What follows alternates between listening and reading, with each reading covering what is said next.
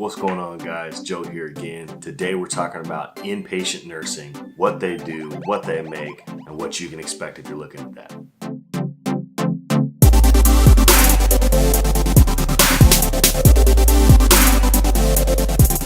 Alright guys, so I made a top 9 highest paying videos, broke it down into top 3 based on your particular degree. ADN, BSN, or advanced practice nursing. If you haven't seen that already, feel free to check that out. All right, so let's recap really quick. To have an associate's degree in nursing, you have to have 2 years of prerequisites and then a 2-year nursing program. After that, you take your national exam, your NCLEX, and you can practice as a registered nurse. We are actually at our #1 spot for highest paying ADN nursing positions. And that's an inpatient nurse. Now, an inpatient nurse can expect to make about $70,000 a year as a national average. Now, if you've watched any of my videos before or my top 9 highest paying video, you will already know that that's actually a little bit less than outpatient national averages. And the reason I did that in that order is because, generally speaking, there's a lot more availability for expansion into a field or a specialty from the hospital side, and B, overtime. There's a lot more overtime availability in the hospital setting than you'll find in a clinical setting. There's only about a $2,000 average annual difference between outpatient and inpatient, but I put inpatient first because of the availability of overtime and floating to other floors when you need extra time. So there's a lot more wiggle room there. So even though the national average is $70,000, you'll find that a lot of nurses, depending on what state you live in, will actually make quite a bit more than that because of that availability of overtime. A lot of inpatient facilities or hospitals do not require anything except an ADN in order to work. Now, the caveat to that is a lot of larger hospitals are actually going to a BSN only system, meaning that in order to be a nurse in the hospital setting, you do have to hold a bachelor's in nursing.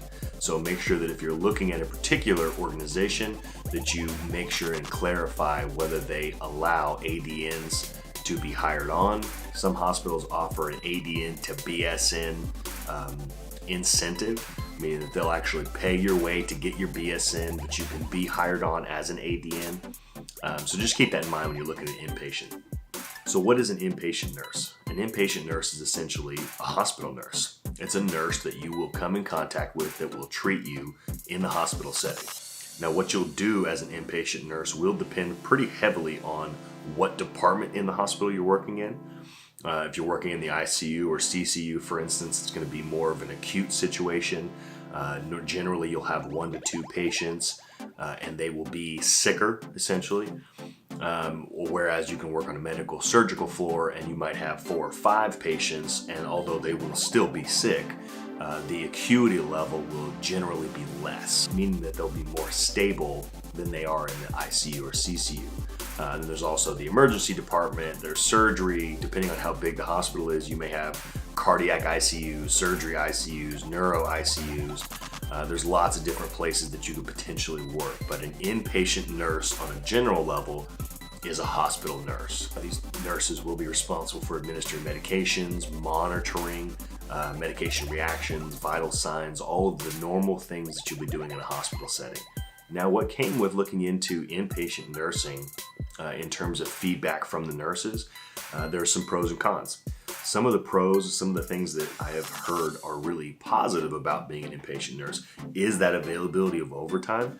The fact that almost across the board at any point in time that you feel like, hey, I want to pick up a couple extra shifts, I want to, make a little money to go on vacation, whatever the case may be, almost without exception in hospital settings, there's available overtime in some capacity, which is a great thing if you want that flexibility of overtime there.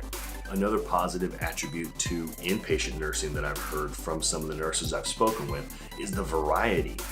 You have such a wide variety, a wide range of nursing practice within the hospital, and you generally have the availability to float or move temporarily to other units for 1 shift, 2 shifts, a few, whatever the case may be, to work in those practices.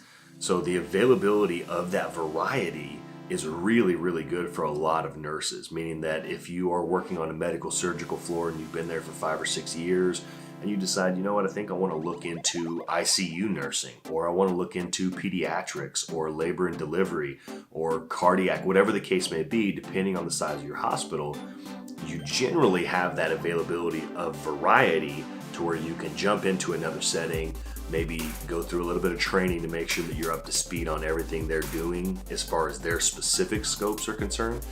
But you have that variety, and you can kind of jump into other roles that you wouldn't necessarily have in an outpatient setting or another nursing setting. Now, a couple of the potential downsides that you might find with inpatient nursing, as opposed to some of the others that we've talked about, is you work 12-hour shifts, and there's not really an exception to this.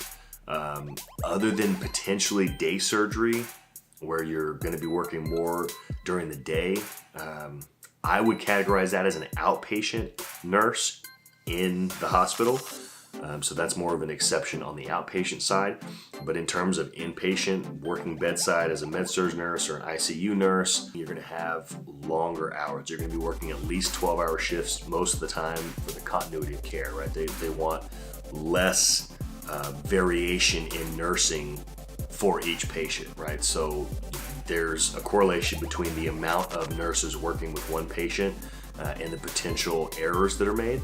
So they've found that working 12-hour shifts, although exhausting, having that continuity of care, having that same nurse on that same patient for a longer period of time actually reduces the amount of potential errors. So in the inpatient setting, you'd be working 12-hour shifts, which for some people is not a plus.